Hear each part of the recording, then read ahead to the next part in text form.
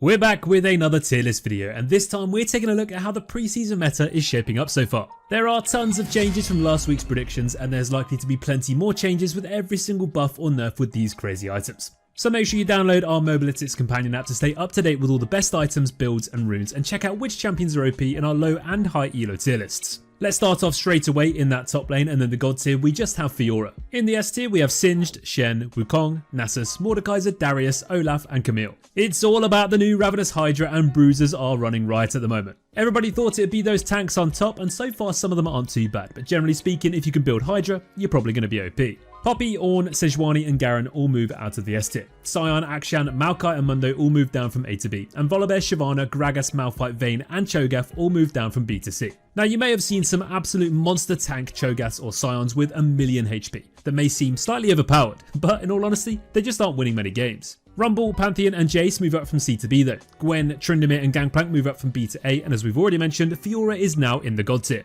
So there's three main reasons why Fiora is so strong. Reason number one is she was already in a really good position. Number two is her true damage. Every time you proc a vital you deal true damage, so she's obviously fantastic at tearing through those tanks. And although tanks aren't quite as OP as everyone thought, it doesn't mean that people aren't playing them. People are still picking every single tank under the sun and trying out those tanky items. And finally, reason number three, yep, you guessed it, Ravenous Hydra is OP. And if there's ever been a champion that loves Ravenous Hydra, well, it's obviously got to be Fiora.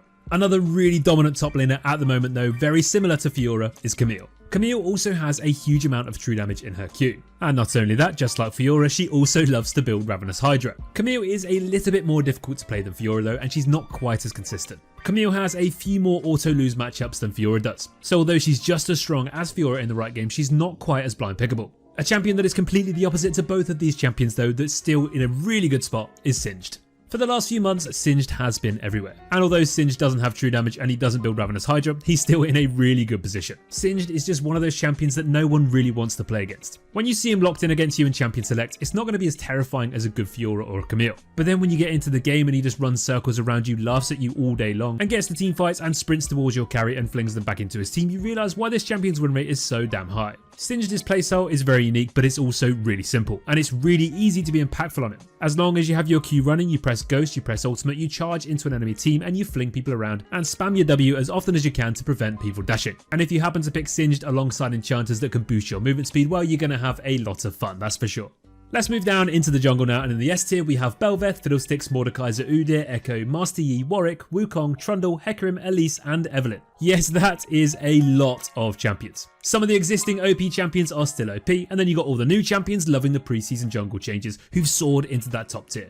So Elise, Echo, Wukong, Trundle, Hecarim, Master Yi and Fiddlesticks all move up to the S tier this week. And Lilia, Zed, Vi, Xin Zhao and Jax all move up to the A tier. Sejuani, Zac, Rammus and Shaco move down to the B tier, and Amumu, Maokai, Nidalee and Taliyah move down into the C tier. So one of the most broken junglers in this patch just has to be Wukong. You probably remember his period of absolute domination when he got buffed in the jungle in Season 12. All they did was buff his jungle clear with his E, and guess what? It made him absolutely broken for such a long time. Then after several months they nerfed this clear and he was no way near as good. And then enter preseason 2023. Jungle pets now help with your AoE clear times, which means Wukong is now one of the best junglers in the game again. You clear really easily, you build Divine Sundra or Trinity Force, but the main thing is you pick up yourself a Ravenous Hydra. Now you deal an unbelievable amount of damage, you clear the jungle so quickly with your time at 2, and you can easily put your teammates on your back and carry no problem. Talking of carrying from the jungle though, we have to mention Hecarim. The pony on steroids is well and truly loving his life so far this patch in the preseason. This guy is a literal yo-yo when it comes to being OP or useless. There's really no in between, and guess what? He's back in a period of being OP again. The main and most popular build to go for at the moment is the Divine Sundra Muramana Death Stance Black Cleaver build, but there's still also people having a lot of success with the full lethality Glass Cannon pony too. But to be honest, you can't really go too wrong. As soon as you've locked in Hecarim and you've loaded in, just make sure you're making plays early on. If you get fed in the first 5 minutes, the game is probably won, because then you can just charge around them up with your Ghost and your E and helicopter anyone else that tries to stop you. Elise is the other jungler we wanted to talk about today. Over the last few months, she's just slowly but steadily become one of the best junglers in the game. And with Elise, it's all about the early aggression and snowballing. There are very few champions in the game that can get away with tower diving like Elise can in the early game. So as long as you focus on punishing lanes that are already behind, you can't go wrong with this champion. Walk up to an enemy hiding behind their tower and land your cocoon, pop into spider form, deal all the damage, tank a load of tower hits, and then just press your E. fly up into the air, drop all turret aggro, and get a pain-free and risk-free tower dive no problem. Do this a few times around the map, you're going to be incredibly fed, you're going to have a fully stacked Magi Soul Stealer, and yeah, easy pre-season elo. With the new patch brought a change to rank solo queue, which now hides summoner names in Champion Select too. We've updated our client to now show stats based on the champion selection, like what the champion's tier is based on your rank and the champion's win rates too. So if you want to give it a try, click the link in the description and get started. Moving into that mid lane now. In the S tier, we have Swain, Vex, Zed, Echo, Syndra, Anivia, and Rumble. Yes, you heard that correctly, Rumble is now in the S tier this week. Fizz also moves up to A, and Twitch joins the mid lane tier list in the A tier too. Diana moves down from S to B, Vladimir and Kassadin move down from S to A, and Cassiopeia, Taliyah, Ziggs, and Katarina all move down from A to B. Azir, Orianna, Lissandra, Corki, and Aurelion Sol all move down into the C tier. Syndra is probably the best mid laner in the game at the moment. I mean, she has been very strong since her mid-scope update, but right now she's performing better than ever. Syndra no longer has that stupidly dominant early game with those power spikes around level 6 and level 9 where you just all in people with your ultimate. It is a bit harder to get fed in the lane phase now, but to compensate for this, her late game is absolutely ridiculous. Seriously, as long as you don't hard int in the early game, you scale up so easily, so quickly, and when you do scale up, you're going to be an absolute monster. All you need to do is focus on getting that passive stacked up, and then once you hit the max stacks, you get a ridiculous amount of ability power, and all your abilities are a bit overpowered too. So if you are a mid lane main in pre-season, make sure you're either banning, picking, or learning Syndra. Not quite as OP as Syndra, but still a really good pick to go for at the moment is Anivia. She's such a fantastic and consistent champion to go for at the moment with all that control, utility, and wave clear that she offers. Anivia is just so hard to push against, and as soon as she gets level 6, you're going to have to take Rift Herald if you even want to try and take down her tower. She wave clears for days, she farms up really easily, and then she just walks around the map and pops people down with that E. Anivia is so good at punishing and disrupting low range champions in teamfights too. And if they forget about her damage and CC in teamfights, they're just going to walk into so many slows, so much burst damage, and so much crowd control. Anivia will always struggle against those really long range artillery mages like Xerath and Vel'Koz. So as long as you're being a little bit careful of those matchups, you're always going to be able to play this champion no matter what. So if you haven't already, give her a go. Rumble is back in the mid lane, and this guy is one of the best melee punishing champions you can pick in the entire game. This has always kind of been Rumble's MO. See the enemy mid laner pick a low range matchup, pick Rumble, counter them, stomp them, and win the game. Rumble has so much damage at close range because he just presses his Q, sits outside the minion wave, and watches his enemies' faces melt as they try and get any kind of farm. Rumble's ultimate is also fantastic in teamfights, and if you do stomp the lane phase and get a bit fed, you can basically just one-shot entire teams with your ultimate. Rumble does take a little bit of practice to get used to his ranges and how to cast his ultimate properly, but if you are looking for someone new to pick up and you're fed up of all those bruisers running riot, then definitely try Rumble. Let's take a look at those AD carries now, and in the S tier we have Seraphine, Kai'Sa, Twitch, Tristana, Samira and Jhin. Aside from that, we've just got a few champions moving down from A to B. Ashe, Ezreal, Vayne and Kog'Maw. Not too much change really in the bot lane meta this week, apart from a few of our predictions being reverted like Vayne and Kog'Maw, as we thought they'd be a bit better with the rise of tanks. But in all honesty, tanks are just a bit overplayed and a bit lackluster, especially when compared to that bruiser domination. Kai'Sa remains as one of the best AD carries in the game you can pick at the moment. She's incredibly versatile, a super flexible pick, and she just works into so many matchups against so many lanes and with so many different supports. We have spoken about Kai'Sa quite a lot over the last few patches, so we don't want to bore you with going over the same things again. All you need to know is she has fantastic wave clear, she's got really good self-peel with that ultimate and mobility because of this too. She scales really well, especially when you've evolved those abilities, and you can kite and kill everyone if you're good enough. Another champion who's been really good for quite some time is Twitch. Now this champion has actually been top tier pretty much all the time since the durability patch. That little bit of health he got in the early game made him so much more playable in the lane phase, which is always his weakest part of his game. And to be honest, you still do have to be careful of the heavy burst champions and those aggressive supports. But most people are playing enchanting supports, which means Twitch has a less threatening time in lane, and it also means the enchanters can buff him and boost him and allow him to 1v9.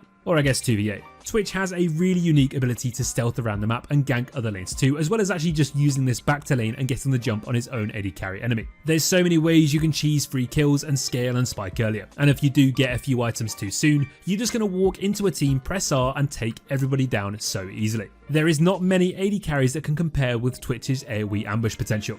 Someone that does offer more burst in the right matchups though is Lucian. And as long as you pick him alongside Nami, he's still one of the best AD carries you can play. Unfortunately though, Lucian is just no way near as good without Nami. Nami can function with other champions, but Lucian really can't, and that's why he's in the beta at the moment. I think you can tell that Riot are a bit hesitant to buff him though, because of just how insane the synergy with Nami is, and if you give him a bit of a buff, it's just going to make Lucian Nami even stronger. Lucian is an S+ champion with Nami, but he's going to stay in the B tier for the time being. So if your enemy does pick Lucian early on in Champion Select, make sure you take away that Nami.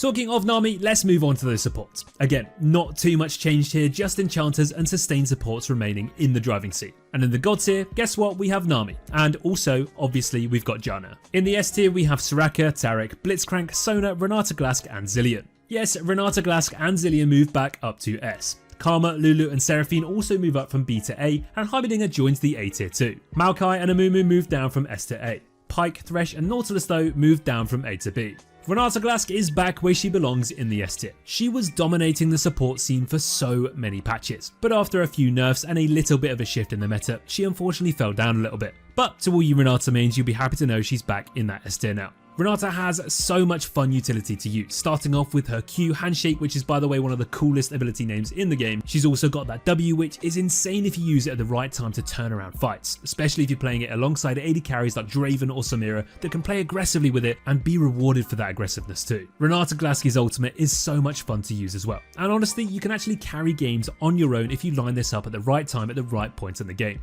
And if your enemy team has a really fed Jax and you manage to land your ultimate when it's rank 3 in the late game, he's probably going to ace his whole team in seconds. Heimerdinger's support is still winning so many games at the moment, and this cheesy little guy is infuriating to play against. He sets up camp in the lane, he puts those turrets in the brushes, he puts the turrets in front of skill shots, and he just pokes and pokes and pokes some more until you lose the plot entirely. The way that the Donga support wins games is simple. He basically just tilts his enemies off the face of the planet. He pushes for plates, he pokes, he 2v3s the enemy jungler, and takes every tower in the game before the 20-minute mark. So if you are looking for something a bit different, a bit niche, and a bit cheesy to play in that support role, try Heimerdinger. On completely the opposite side of the scale to Heimerdinger, we've got Karma, and this preseason patch has actually made Karma so much better now. She has been on the slightly weaker side for a while now, but now she's kind of climbing back into a really good position again. Karma has fantastic poke as long as you can consistently land those mantra Qs. Her W is a really underrated form of CC plus to heal if you mantra it. She's got those AoE shields, and as a 2v2 champion in the bot lane, she's actually always been good.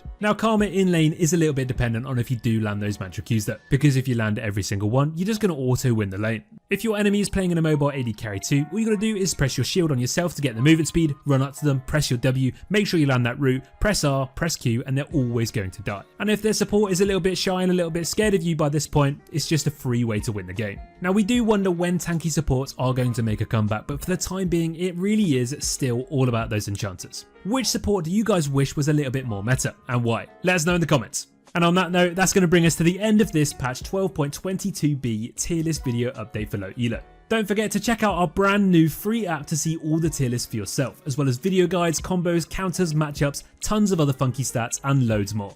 Thanks for watching everybody, and we'll see you in the next one. Take care.